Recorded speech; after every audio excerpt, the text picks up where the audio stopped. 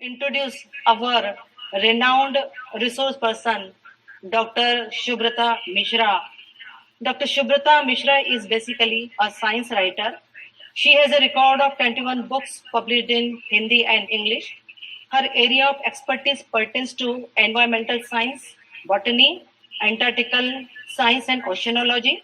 She did her post-graduation in botany from Dr. Hari Singh Gaur Vishwavidyalaya Sagar and got PhD from Vikram University, Ujjain. At present, living in Goa, she is working as a freelance writer. She has published her 500 articles so far. She was honored with Madhya Pradesh Yuva Vaigyanik Puraskar by the then Reverend President Dr. Pranab Mukherjee. Besides that, she deserves acclaims for Chanakya Puraskar, Savitribai Phule Puraskar awards. Her more than 50 programs have been broadcast on Akashvani. अब मैं आज के webinar की मुख्य वक्ता doctor शुभ्रता Mishra madam को आमंत्रित करता हूं कि वो अपना व्याख्यान है। मैडम मिश्रा। नमस्कार। सबसे पहले तो मैं गौरव महाविद्यालय को आभार व्यक्त करती हूँ कि उन्होंने इतनी सुंदर जैव विविधता पर सेमिनार किया है और मुझे अपने विचार रखने के लिए आमंत्रित किया है। आज के मुख्य अतिथि महोदय, कॉलेज की प्राचार्य महोदया, मेरे वक्ता मिश्रा सर, इको हो रहा है,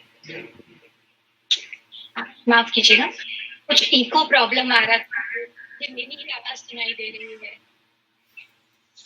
ये शायद किसी का फोन ऑन है इसलिए इको आ रहा है।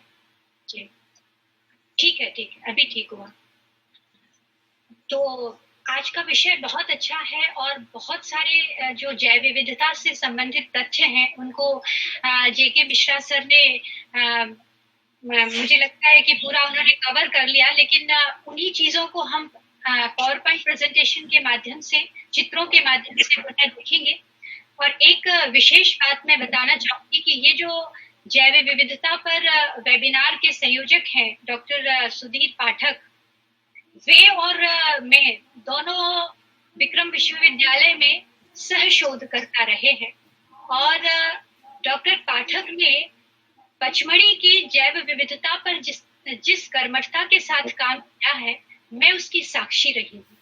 जब पाठक जी पचमढ़ी से जैव विविधता के अपने शोध कार्य के लिए मैं कहती हूँ कि शैवालों से लेके जिम्नोस्पर्म, एंजियोस्पर्म, किसी भी तरह के टेरिडोफाइट्स लेकर आते थे तो हम सब लोग लैब में बैठ के सबसे पहले बड़े आश्चर्य से उनको देखते थे। फिर पाठक बड़े अच्छे से हमें बताते थे कि मैडम ये इसका नाम ये है, इसका नाम ये है। तो पाठक जी का जैव विविधता से बड़ा पुराना रिश्ता है और मुझे बड़ी खुशी हुई कि उन्होंने अपने इसी शोध विषय को आज सेमिनार का विषय बनाया है। तो मैं बहुत अधिक समय नहीं लूंगी क्योंकि समय सीमाएं हैं। तो मेरा आज का जो विषय है वो है जैव विविधता के क्षेत्र, प्रजातियां और संरक्षण। तो जैसा कि पहले मिश्रा सर ने बताया कि जैव विविधता क्या होती है, आप स्क्रीन पर देख रहे हैं कि किस तरह से जो पूरी पृथ्वी है वो विविध तरह के जीव जंतुओं से भरी पड़ी है। और बिल्कुल साधारण भाषा में जब जैव विविधता को परिभाषित हम करते हैं तो उसका मतलब यही होता है कि समस्त पृथ्वी पर जितने भी जीव जंतु हैं, पौधे हैं, वो सब जैव विविधता के अंतर्गत आते हैं। अब एकमात्र हम देखें कि सौर मंडल में सिर्फ पृथ्वी ही एक ऐसा ग्रह है जो धड़क रहा है जीवन से, क्योंकि वहां पर वो जैव विविधता कई तरह के जीव जंतुओं, पेड़ पौधों से समृद्ध है। और ये जो जैव विविधता शब्द है, जिसको हम अंग्रेजी में बायोडाइवर्सिटी कहते हैं, इसको सबसे पहले 1968 में रेमंड एफ डेसमैन थे, उन्होंने प्रयुक्त किया था। अपनी किताब थी उनकी a different kind of country. इस पुस्तक में इस बायोडाइवर्सिटी शब्द का प्रयोग हुआ था और फिर हमारे शब्दावली आयोग ने इसको जैव विविधता नाम दिया हिंदी में।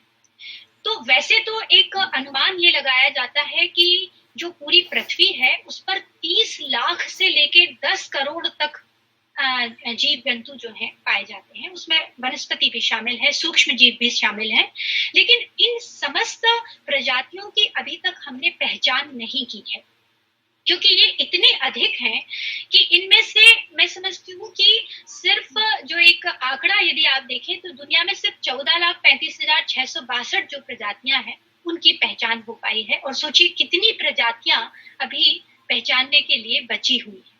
और इनमें भी ये कहा जाता है कि सबसे ज्यादा जो है कीट प्रजातियां पाई जाती है। जैसे कि हम जो बायोलॉजी के हम लोग हैं वो जानते हैं कि आर्थ्रोपोड्स जो है वो सबसे बड़ा वर्ग होता है, फाइलम होता है, क्योंकि कीट पतंगों की संख्या सबसे ज्यादा है।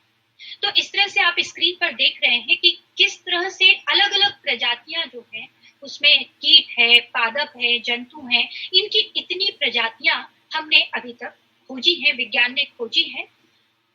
अब जैसा कि मिश्रा सर ने इसको बड़े अच्छे ढंग से समझा दिया कि जो जैव विविधता होती है वो 3 प्रकार की होती है: genetic diversity, species diversity and ecosystem diversity. Genetic diversity का मतलब क्या हुआ कि जब हम आनुवंशिकता के आधार पर, यानी जो हमारी डीएनए होता है, कोई एक जीव है उसमें जो डीएनए है उसमें जब परिवर्तन होता है तो कई आगे हम उसको देखेंगे कि किस तरह से जेनेटिक डाइवर्सिटी को हम परिभाषित कर सकते हैं। तो जीन के आधार पर जब डाइवर्सिटी का अध्ययन करते हैं तो वो जेनेटिक डाइवर्सिटी कहलाता है। जब प्रजातियों के आधार पर करते हैं तो वो स्पीसीज डाइवर्सिटी या प्रजातीय विविधता, और जब परितंत्र यानी पारिस्थितिक तंत्र की विविधता के आधार पर हम जैव विविधता का अध्ययन करते हैं तो वो पारितंत्र विविधता कहलाती है। अब देखिए आनुवंशिक विविधता जो होती है, जिसे आप स्क्रीन पर देखते हैं, कितने तरह के मनुष्य पूरी पृथ्वी पर, कोई काला है, कोई गोरा है, किसी के बाल काले हैं तो किसी के भूरे रंग के हैं, किसी के सफेद रंग के हैं, जबकि है वो मनुष्य ही। इसी तरह से आप फसलों में देखिए, लेकिन इस तरह की जो विविधता है, जैसे आप उदाहरण के लिए माइकोप्लाज्मा को लेंगे तो उसमें कितने जीन्स पाए जाते हैं, एक रेंज है कि 450 से 700 जीन की संख्या उसमें पाई जाती है। मनुष्य की बात यदि हम करें तो ये कहा जाता है कि 35,000 से 45,000 तक की संख्या में मनुष्यों के अंदर जीन पाए जाते हैं। अब ये जो जीन की संख्या होती है, जीन का जो डीएनए का स्ट्रक्चर होता है उसमें कई तरह के परिवर्तन होते हैं, या तो उसकी संख्या में परिवर्तन हो जाएगा, संरचना में परिवर्तन हो जाएगा। तो जब इस तरह के परिवर्तन होते हैं तो इस कारण से जो संतति बनती है उसमें भी परिवर्तन होता है। और ये जो आनुवंशिकता के कारण या जीनों की संरचना या संख्या के कारण जब परिवर्तन प्रत्येक प्रजाति में होता है तो वो एक प्रजाति का होते हुए भी, जैसे उदाहरण के लिए आप देखिए कि एक ही माता पिता की जो संतानें होती हैं उनमें कितनी विविधता होती है, जबकि है वो एक ही माता पिता की संतान। तो उसमें अंतर कहाँ आता है? अंतर उनके डीएनए की संरचना या संख्या में आता है, तो गुणों में परिवर्तन हो जाता है और इसलिए भिन्न भिन्न तरह के लोग हमें दिखाई देते हैं।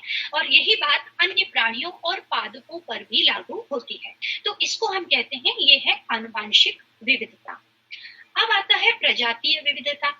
प्रजातीय विविधता को हम 3 तरह से देखेंगे कि कोई एक ही स्थान है, वहां पर कोई एक प्रजाति की कितनी संख्या में वो प्रजाति उपलब्ध है, इसके आधार पर हम उसका वर्णन करते हैं। या एक ही स्थान पर कई अलग अलग तरह के जो पादप हैं, जंतु हैं, सूक्ष्म जीव हैं, उनमें कितनी संख्या है उसको हम देखते हैं, और इस आधार पर हम उनका टैक्सोनॉमिक और फाइलोजेनेटिक यानी कि वर्गकीय और जाति वृत्तीय अध्ययन करते हैं। तो जब हम अलग अलग प्रजातियों का अध्ययन करते हैं, अलग अलग विविध प्रजातियों का अध्ययन करते हैं एक भौगोलिक स्तर को दृष्टिगत रखते हुए, तो वो कहलाती है प्रजातीय विविधता। ये वैसे भी नाम से भी प्रजातियों के अंदर जो विविधता है वो प्रजातीय विविधता है।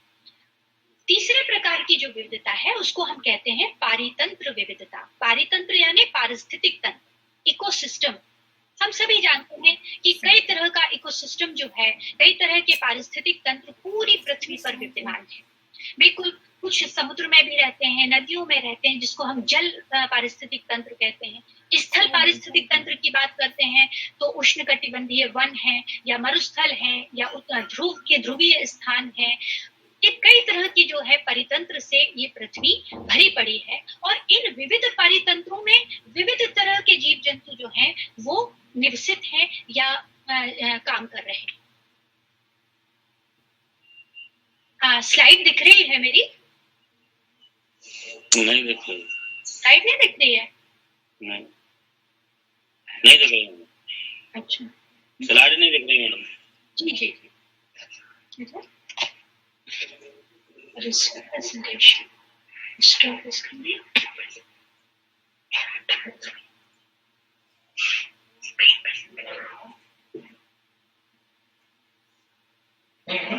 एक मिनट।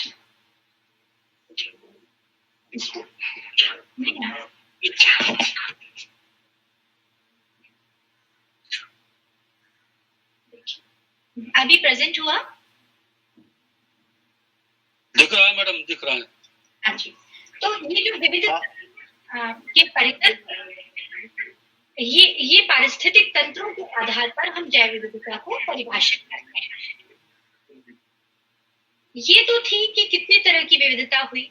अब देखिए कि हमारा जो पूरा विश्व है, पूरी जो धरती है, उसमें आप देखेंगे कि कई तरह के क्षेत्र होते हैं। तो उसके आधार पर भी जो वैश्विक जैव विविधता है, उसको हम चार तरह के क्षेत्रों में विभाजित करते हैं। एक होता है कि वो क्षेत्र जहां पर अत्यधिक जैव विविधता पाई जाती है। फिर दूसरे नंबर पर अधिक जैव विविधता, कम जैव विविधता वाले क्षेत्र और निम्न जैव विविधता वाले क्षेत्र। तो अब हम देखते हैं कि जो अत्यधिक जैव विविधता वाले क्षेत्र होते हैं, उनमें जो उष्ण कटिबंधीय हमारे वर्षा वन है, जहां आप देखेंगे कि कितने तरह के जो पेड़ पौधे हैं वो पाए जाते हैं। वहां पर प्राणियों की संख्या से ज्यादा पेड़ पौधे पाए जाते हैं। इसी तरह से जब समुद्रों में प्रवाल भित्ति होती है, या हमारी जो आर्द्र भूमि है वाले क्षेत्र हैं, उष्णकटिबंधीय सागरीय क्षेत्र हैं, ये चार ऐसे क्षेत्र हैं जो कि पृथ्वी के सबसे अधिक यानी अत्यधिक जैव विविधता वाले क्षेत्र के अंतर्गत आते हैं।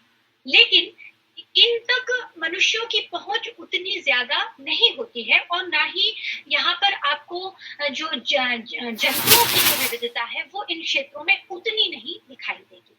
लेकिन ये एक ऐसा क्षेत्र है दूसरा जिसको हम बांटते हैं अधिक जैव विविधता वाले क्षेत्र। यहाँ आपको जितने ज्यादा पेड़ पौधे या पादप जगत दिखाई देगा, उतनी ही विविधता में कई तरह के प्राणी भी दिखाई देते हैं। और इसमें आप पूरे विश्व के संदर्भ में जब हम बात करते हैं, तो भारत से लेके ऐसे 17 देश हैं, ऑस्ट्रेलिया, ब्राजील, चीन, कोलंबिया, तो ये सारे देश अधिक जैव विविधता वाले क्षेत्रों के अंतर्गत आते हैं, जिनमें हमारा भारत भी शामिल है। और इस तरह की जैव विविधता में कई तरह के आपके घास के मैदान हैं या वन क्षेत्र है, और उनमें पाए जाने वाले जो तेंदुआ, हाथी, जंगली भैंसे, ये कुछ इस तरह की प्रजातियां जो हैं वो पाई जाती हैं। फिर हम देखते हैं कि कम जैव विविधता वाले क्षेत्र, यानी वो क्षेत्र जहां पर की जैव विविधता की का प्रतिशत जो है वो कम होता है।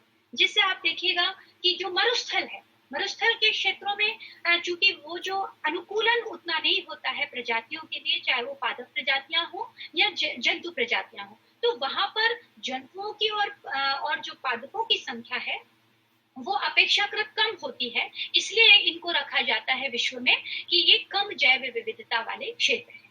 और एक और जो चौथा होता है उसको हम कहते हैं निम्न जैव विविधता वाले क्षेत्र।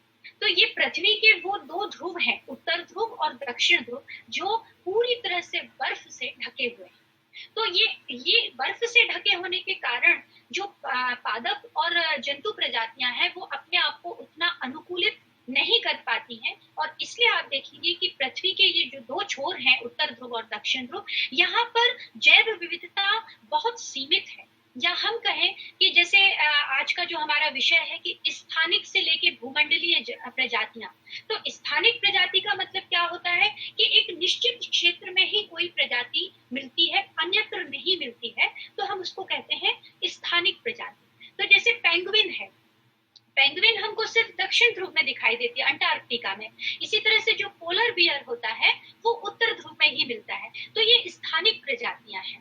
और आपको बताएं कि जब स्थानिक प्रजातियों को हम संरक्षित नहीं कर पाते हैं तो वो विलुप्त हो जाती है।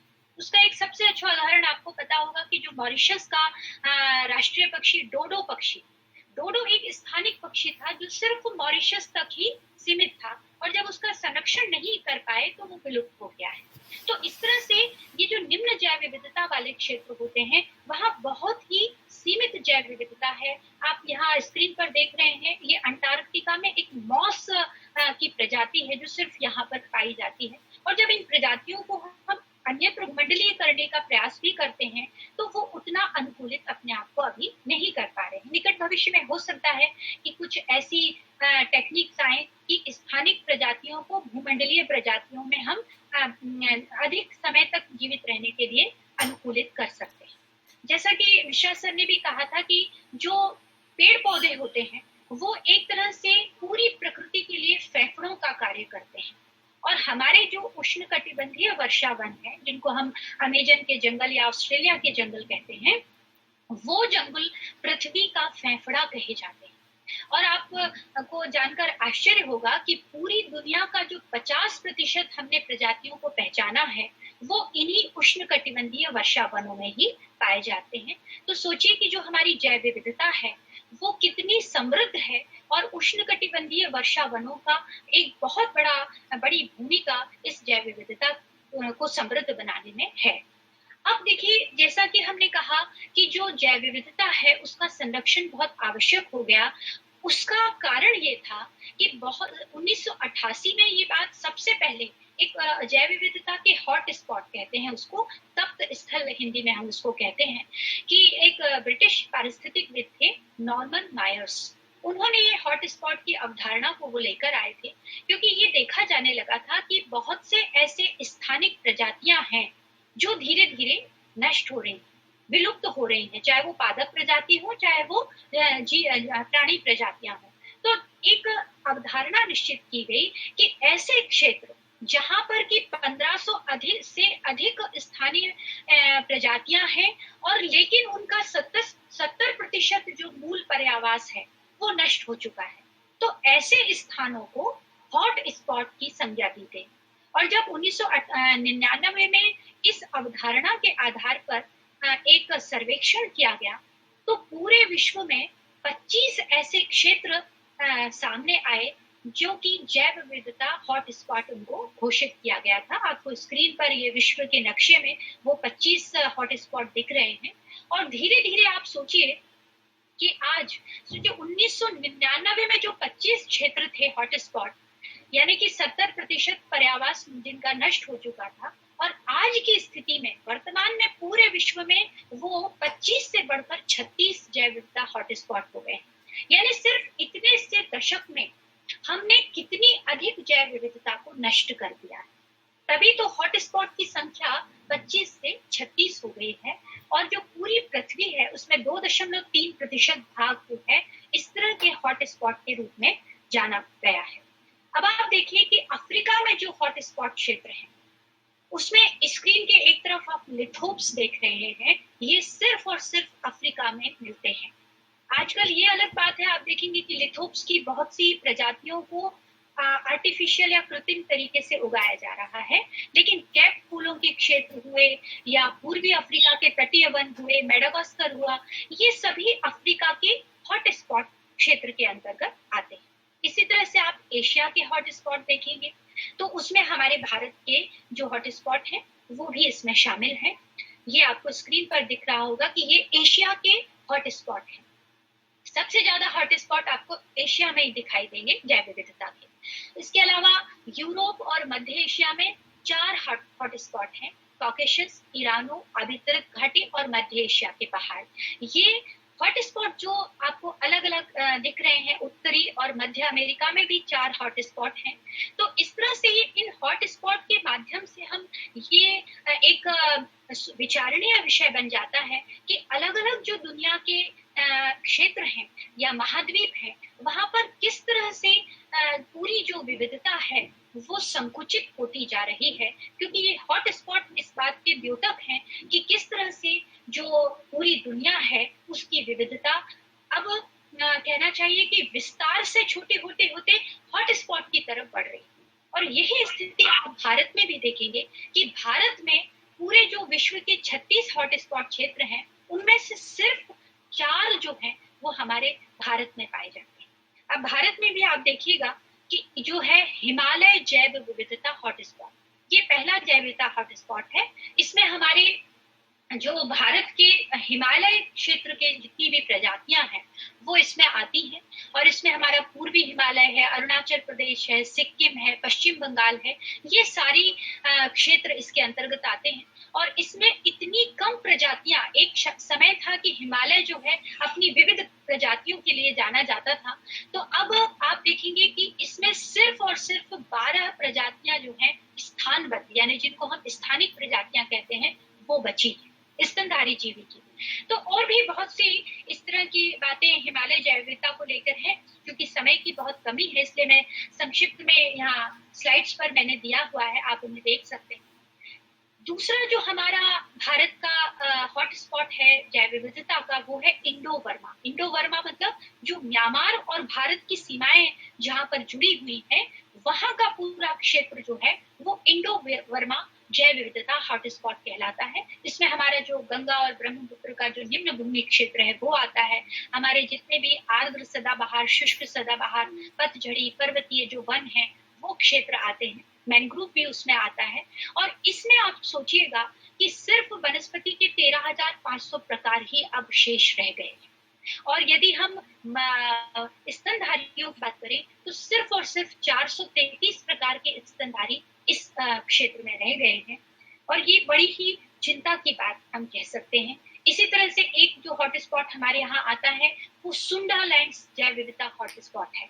सुंडालैंड के अंतर्गत हमारे भारत के जो निकोबार द्वीप समूह है वो आता है। इसके अलावा इंडोनेशिया, मलेशिया, सिंगापुर ये भी आते हैं। यहाँ भी जो पुष्पी पादप पौधे हैं और कई तरह की जो प्रजातियां हैं वो बहुत कम यहाँ पर रह गई हैं। इनमें से बहुत से तो ऐसे हैं कि विलुप्तता की कगार पर हैं, आगे हम उन पर भी चर्चा करेंगे। भारत का चौथा जो हॉटस्पॉट जैव विविधता क्षेत्र है वो है पश्चिमी घाट और श्रीलंका, इसमें आता है। इसमें आप देखेंगे, आपने इनमें से सभी जानवरों से परिचित होंगे। इसको एक तीसरे नंबर पर है ये मैकॉक बंदर। मैकॉक बंदर जो है ये कहना चाहिए कि विलुप्ति की कगार पर आ गया है, और पश्चिमी घाट और श्रीलंका के जैव विविधता हॉटस्पॉट में ये पाया जाता है। इसी तरह से जो एशियाई हाथी है या मालाबार का ग्रे हॉर्नबिल है, ये आप नीलगिरी तैर देख रहे हैं, ये सब वो जीव जंतु हैं जो कि अब यदि इनका संरक्षण नहीं किया गया तो हो सकता है कि इनको हम सिर्फ और सिर्फ अपने आगे आने वाली पीढ़ियों को सिर्फ फोटो के माध्यम से ही दिखा पाएंगे। तो इस तरह से ये जितने भी जैव विविधता क्षेत्र थे वो हमें ये दर्शाते हैं या हमको प्रेरित करते हैं, इस बात की तरफ इशारा करते हैं कि हमें जैव विविधता की महत्ता को समझना चाहिए। क्योंकि जैव विविधता आरंभ से ही बहुत ही महत्वपूर्ण रही है पूरे विश्व के लिए और खासतौर पर मानव प्रजाति के लिए। क्योंकि जितनी भी हमारी सांस्कृतिक या सामाजिक या आर्थिक जो भी हमारी जरूरतें होती हैं, या पूरे विश्व का जो संतुलन है, वैश्विक संतुलन है, चाहे वो पारिस्थितिक संतुलन हो, मौसम संबंधी चीजें हो या हमारे उद्योग हो, इन सब की जो धुरी है वो जैव विविधता पर ही आधारित होती है। इसलिए हमें सांस लेना है तो भी जैव विविधता चाहिए, और यदि हमें लग्जरियस लाइफ भी बनाना है तो भी हमें जैव विविधता चाहिए। लेकिन संतुलन दोनों चीजों में बहुत जरूरी होता है। लेकिन इस संतुलन को कहीं ना कहीं हमने संकट में डाल दिया है।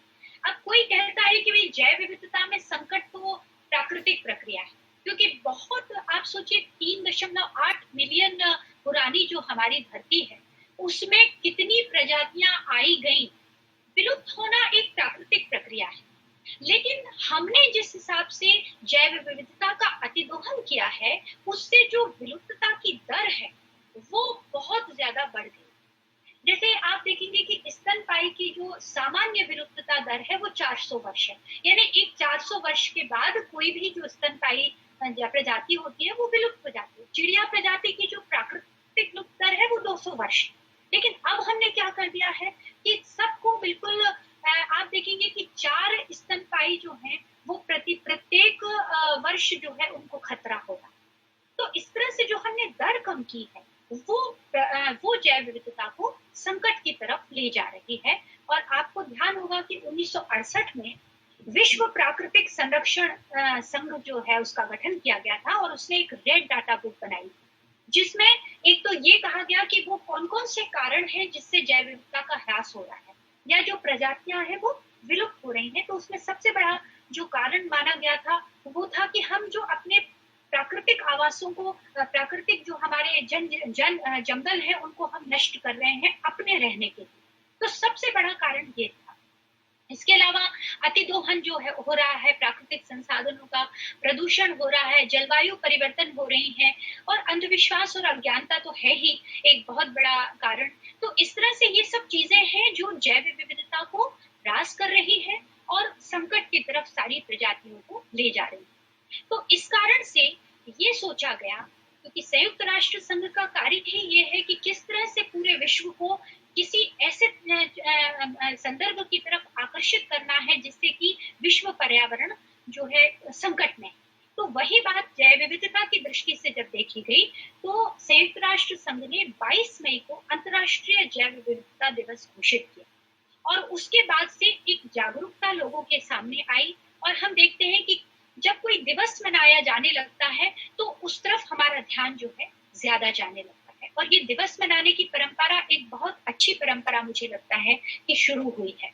तो इस तरह से आप देखिए भारत के संदर्भ में हम कुछ प्रजातियों का यहाँ पर उदाहरण मैं देना चाहूंगी कि 1994 में IUCN के तहत कुछ प्रजातियों को 13-14 प्रजातियों को इस तरह से निर्धारित किया गया था उनको कि किस तरह से जो जैव विविधता के संकट में आने वाली जो प्रजातियां हैं उसमें एक प्रजाति की श्रेणी आती है असहाय प्रजाति, यानी वो प्रजातियां होती हैं जिन पर कि ये जो वर्तमान कारक जिनका मैंने अभी जिक्र किया उनका प्रभाव उन पर पड़ रहा है लेकिन कुछ कर नहीं सकती है वो। उसका उदाहरण है भालू, जो भारत में भालू पाया जाता है, स्लॉथ बियर, ये असहाय प्रजाति के अंतर्गत आता है। इसी तरह से दुर्लभ प्रजाति, यानी वो प्रजातियां जिनकी संख्या क्रमशः कम हो रही है हालांकि वो विलुप्त नहीं हुई है, तो उनका उदाहरण भी आप देखिए एशियाटिक लायन, यानी भारत के जो शेर होते हैं। और अनिश्चित प्रजाति, अनिश्चित प्रजाति का मतलब होता है कि वो प्रजातियां जो विलुप्ति के खतरे तक तो पहुंच गई हैं लेकिन कोई कारण जो है नहीं समझ पा रहा है कि ऐसा क्यों हो रहा है। इसका सबसे अच्छा उदाहरण है मैक्सिकन प्रेरी कुत्ता। ये प्रजाति क्रमशः कम हो रही है लेकिन वैज्ञानिक या पारिस्थितिक वैज्ञानिक ये पता नहीं लगा पा रहे कि आप इस की विलुप्ति का कारण क्या है। फिर संकटग्रस्त प्रजातियां आती हैं, ये गंभीर रूप से प्रजातियां, ऐसी प्रजातियां जो कि गंभीर रूप से जो है उनकी प्रजातीयता पर असर पड़ रहा है। इसका सबसे अच्छा उदाहरण आप देखेंगे गंगा डॉल्फिन और नीला व्हेल, जो ब्लू व्हेल जिसको कहते हैं, ये संकटग्रस्त प्रजातियां हैं जिनका निकट भविष्य में विलुप्ति का खतरा बहुत ज्यादा है। इसी तरह से एक होती है गंभीर संकटग्रस्त प्रजाति जो जंगलों में उनको विलुप्तता का सामना करना पड़ रहा है और उसमें आपको ध्यान होगा कि हम जिसको सोहन चिड़िया कहते हैं हमारे भारत में, ग्रेट इंडियन बस्टर्ड बर्ड जो होता है और गंगा शार्क, ये आती है गंभीर संकट वाली प्रजातियां हैं। और विलुप्ति का जैसा कि मैंने पहले भी कहा, विलुप्त प्रजाति मतलब जो अब बिल्कुल नहीं मिलती, जिसमें हमने डायनासोर है और मॉरिशस की जो डोडो पक्षी था वो अब विलुप्त प्रजाति में आती है। इसी तरह से आप स्क्रीन पर देखिए ये जिसको हम हमारे यहाँ बड़ा एक मुहावरा चलता है, बड़े सुरखाओं के पर लगे हैं क्या, ऐसा बोलते हैं ना। तो ये दूसरे नंबर पर आपको बड़ा सुंदर सा जो लाल रंग का पक्षी दिख रहा है, ये वही सुरखाव है जो कि हिमालय में पाया जाता है। और हिमालय में ऐसी बहुत सी प्रजातियां हैं जो कि अब IUCN 1994 के तहत जो प्रजातियां संकटग्रस्त प्रजातियों की श्रेणी दी गई है उनमें ये सब प्रजातियां आती हैं। तो इस तरह से आप देखेंगे कि कितनी जो प्रजातियां हैं वो जैव विविधता की संकटग्रस्त प्रजातियों के अंतर्गत आती हैं। बहुत से जो बॉटनी के लोग हमारे साथ जुड़े हुए होंगे इस सेमिनार में, वो आर्किड को भली भांति जानते होंगे। और आर्किड की सबसे अच्छी विशेषता ये होती है कि जहां आर्किड अच्छी तरह से फल फूल रहा है, या इसका मतलब ये है कि वहां का पर्यावरण अच्छा है, वहां की जैव विविधता स्वस्थ है। तो आर्किड जो होता है ये एक तरह का हम इसको संवेदनशील संकेतक कह सकते हैं कि इसके कारण आप उस जगह की, जैसे हिमालय में आर्किड बहुत प्रजातियां वहां पाई जाती हैं और वहाँ आर्किड होने के कारण आप देखते हैं कि हिमालय की जो जैव विविधता थी वो कितनी स्वस्थ हुआ करती थी। लेकिन धीरे धीरे ऑर्किड की प्रजातियों की संख्या भी अब कम हो रही है, जो इस बात का द्योतक है कि कहीं ना कहीं हिमालय की जो जैव विविधता है वो प्रभावित हो रही है। अब जैसा कि हम जानते हैं कि अब ये सिर्फ कह देने से तो बात नहीं बन जाएगी कि भाई जैव विविधता खतरे में है या उसका संरक्षण करना चाहिए, लेकिन वो कौन सी विधियां हैं जिनसे कि संरक्षण होना चाहिए। तो वो दो तरह की विधियां हैं। एक तो बड़े स्तर पर या विश्व स्तर पर जो अंतर्राष्ट्रीय संगठन है IUCN और WWF, वो जैव विविधता के लिए बहुत प्रयास कर रहे हैं। और इन सिटू और एक्स सिटू, जिसको हिंदी में हम यथास्थल संरक्षण और बहिस्थल संरक्षण कहते हैं, ये दो विधियां हैं जिनके माध्यम से जैव विविधता का संरक्षण किया जा रहा है। यथास्थल का मतलब होता है कि जहां पर भी वो प्रजातियां मिल रही है वहीं उनका संरक्षण करना, और उनमें प्रायः आप बायोस्फीयर जो रिजर्व क्षेत्र है या कई तरह की सेंचुरी बनाई जाती हैं, अभ्यारण्य बनाए जाते हैं, राष्ट्रीय पार्क बनाए जाते हैं, ये सभी विधियां जो हैं वो यथास्थल यानी जहां भी वो जातियां हैं वही उनका संरक्षण किया जाता है। बहिस्थल मतलब एक्स सिटू का मतलब होता है कि जब हम प्रयोगशालाओं में लाकर उनका अध्ययन करते हैं, उन पर शोध कार्य करते हैं और उनकी प्रजातियों को बनाकर उन तक जो बायोटेक्नोलॉजी है उसके माध्यम से हम उनका संरक्षण करते हैं। तो इस तरह से ये भारत में इसमें बहुत अधिक काम हो रहा है। आप स्क्रीन पर देख सकते हैं कि किस तरह से भारत में दोनों विधियों पर काम चल रहा है। इसके अलावा क्या होता है कि कोई भी चीज यदि हमें करना है तो कानून के दायरे में जब वो होती है तब ज्यादा सफल होती है। ये देखिए, कितनी भी पुराने जमाने में यदि कानून नहीं था तो लोग शिकार किया करते, लेकिन जब कानून बना तो उसके तहत लोगों को डर लगने लगता है। तो इसीलिए जैव विविधता के संरक्षण के लिए भारत में भी आप देखेंगे 1897 में मत्स्य अधिनियम जो बना था, उसके बाद से लगातार जो है आखिरी आप देखेंगे अनुसूचित जनजाति एवं अन्य परंपरागत वनवासी अधिनियम बना। क्योंकि इसके अलावा भी आप स्क्रीन पर देख रहे हैं कि भारत में कितने सारे अधिनियम जैव विविधता संरक्षण के लिए तैयार किए गए थे। इसके अलावा इन अधिनियमों के लिए या इन पर अच्छी तरह से काम हो सके उसके लिए राज्य और राष्ट्रीय स्तर पर भी बहुत से प्राधिकरण का निर्माण जो है भारत में किया गया। और इन सबके आने से निश्चित तौर पर हम देखेंगे कि जैव विविधता संरक्षण में बहुत ही अधिक बदलाव आया। ये अलग बात होती है कि बहुत से लोग इत्तेफाक नहीं रखते हैं कि नहीं भाई कानून बन गया लेकिन कानून को कौन मान रहा है, लेकिन हमें सकारात्मक दृष्टिकोण से हमेशा सोच जो है हमारी वो सकारात्मक रखनी चाहिए कि कानून बना है, कोई यदि नहीं कर रहा है तो इसका मतलब ये नहीं होता कि आप भी उसको ना माने। और एक और सबसे अच्छी चीज जैव विविधता के संरक्षण में जो हो सकती है, जो कि कानून या प्राधिकरण या विज्ञान से हटकर है, और वो है संस्कृतिवाद। क्योंकि अभी तक जब विज्ञान बहुत आगे नहीं बढ़ा था तो जैव विविधता का संरक्षण हमारी किसी संस्कृतिवाद ने किया था। क्योंकि हमारी जितनी जनजातियां हैं, जैसे सर ने कहा कि एक पेड़ काटा जाता था तो चार पेड़ लगाए जाते थे, ये संस्कृतिवाद ही तो है पौधों को लेकर। या जीव जंतुओं को हम संरक्षित रखती हैं हमारी जनजातियां जो, तो वो जो संस्कृतिवाद है उसको भी व्यवहारिक रूप में हर व्यक्ति को लाने की आवश्यकता है। एक बहुत अच्छी चीज मैं आपके सामने कुछ स्लाइड्स के माध्यम से बताना चाहूंगी कि पूरा का पूरा जो 2020 का वर्ष था वो कोरोना काल में चला गया। अब कोरोना काल के कारण जो लॉकडाउन हुआ तो सब लोग अपने घरों में थे, किसी ने भी सड़कों का उपयोग नहीं किया, वाहनों का उपयोग नहीं किया, किसी भी तरह का कोई भी चीज जो है उसका उपयोग नहीं हुआ। तो अपने आप जो जैव विविधता संरक्षण था या पर्यावरण संरक्षण हुआ उसके बहुत से उदाहरण आपके सामने मैं दिखा रही हूँ कि यमुना नदी जो दिल्ली में थी, एक समय था कि वो कुछ भी उसका दिखाई नहीं देता था, अपने आप कोरोना काल के बाद परिवर्तित स्वरूप उसका आया। भारत में गंगा नदी, आप देखिए हरिद्वार का ये दृश्य आपको दिख रहा होगा, इसमें भी एकदम जो गंगा थी वो स्वच्छ हो गई। ये दिल्ली में एक समय होता था 2019 में इंडिया गेट में कुछ भी नहीं दिखता था, और ये 2020 की है, लॉकडाउन के दौरान पूरा इंडिया गेट अच्छे से दिखने लगा। इसी तरह से विश्व स्तर पर आप जाइएगा तो देखेंगे कि लॉस एंजल्स कैलिफोर्निया में 5 नवंबर 2019 को कुछ नहीं दिख रहा था, लेकिन 27 मार्च 2020 यानी हम ये कह सकते हैं, पेरिस की भी आप देखिए, पेरिस में ये एफिल टावर एक समय था 2016 में बिल्कुल धुंध, चारों तरफ काला काला था, और वही 2020 का जब चित्र देखते हैं तो पूरा नीला आसमान स्पष्ट दिखाई देता है। वही चीन की बात कीजिएगा तो बीजिंग में भी आपको स्पष्ट अंतर जो है दिखाई दे रहा है। एरिजोना सिटी अमेरिका की बात करें तो बिल्कुल वही चीज आपको दिख रही है। और भारत में हम यदि वापस आते हैं तो एक समय ऐसा होता था कि जो राजहंस पक्षी, जिसको हम फ्लेमिंगो कहते हैं, ये आया करते थे मुंबई के तटों पर, और एक समय आया कि इनकी संख्या कम हो गई। लेकिन कोरोना काल के दौरान जब लॉकडाउन हुआ तो देखिए ये चित्र आप देख पा रहे हैं, पूरा जो गुलाबी हो गया पूरा राजहंस के आने से नवी मुंबई का ये। इसी तरह से डॉल्फिन जो है वो कोलकाता में दिखाई देने लगी। 30 साल के बाद जो है इसको देखा गया था।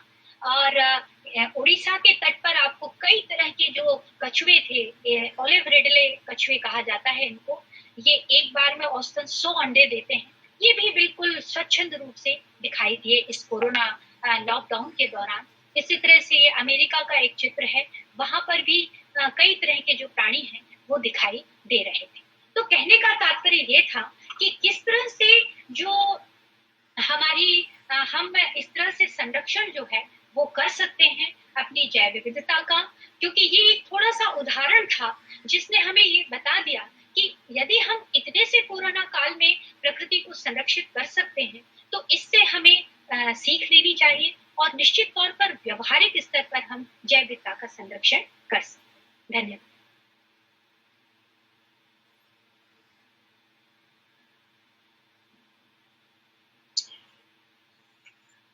मैडम मिश्रा को बहुत बहुत धन्यवाद। आपने बहुत ही शानदार तरीके से और पीपीटी के माध्यम से अपना प्रेजेंटेशन दिया। सबसे बड़ी बात ये है कि आप बॉटनी की होने के बावजूद भी आपने बहुत ही सुंदर, सहज और सरल हिंदी भाषा में सबको अपने व्याख्यान से अवगत कराया। निश्चित ही सारे लोग, सारे प्रतिभागी लाभान्वित होंगे। मैडम मिश्रा, आपको बहुत बहुत धन्यवाद मेरी तरफ से। धन्यवाद।